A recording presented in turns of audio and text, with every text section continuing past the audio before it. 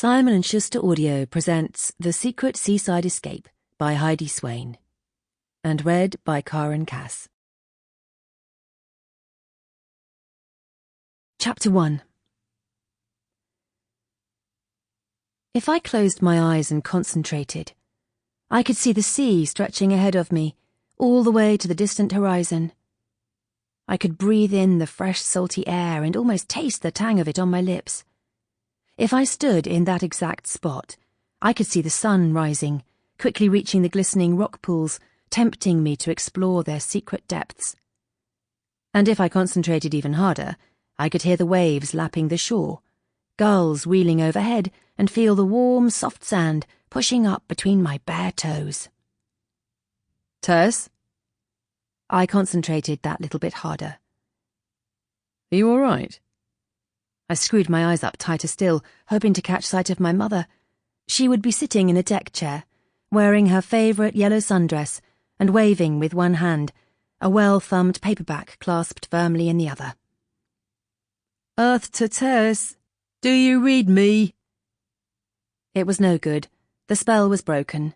No amount of focused concentration could block out the noise of the office, and my colleagues, who I discovered when I finally opened my eyes, had crowded around my desk, concern etched across their brows. Apparently it wasn't possible to close your eyes and stick your fingers in your ears without drawing a certain amount of attention. But I had been deeply immersed in my moment of mindful meditation and would have been happier if they'd just left me to it. That said, I supposed I should have been grateful that my team had even noticed my absence. Considering the week we'd had, I was surprised any of them actually cared for my well-being at all. Oh, you are still with us then? Chris snapped. Not that Chris's tone was particularly caring, but given the fact that it was now 7:45 on a Friday evening and we still had work to do, it was hardly surprising that tempers were frayed.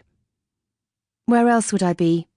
I told him as I smoothed my hair, sat up straighter and tried my level best to look at least present.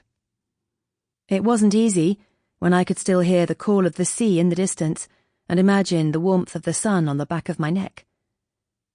My body might have been behind my desk in the offices of Tyler PR, but my mind was very much elsewhere. Every atom of me was craving the freedom of a holiday, a 3-day mini-break even. But as senior project manager in my father's firm, the chances of that happening were pure fantasy. Judging by the enormity of my current workload, it was looking more and more likely that I would end up sacrificing the larger chunk of my holiday and— Sample complete. Ready to continue?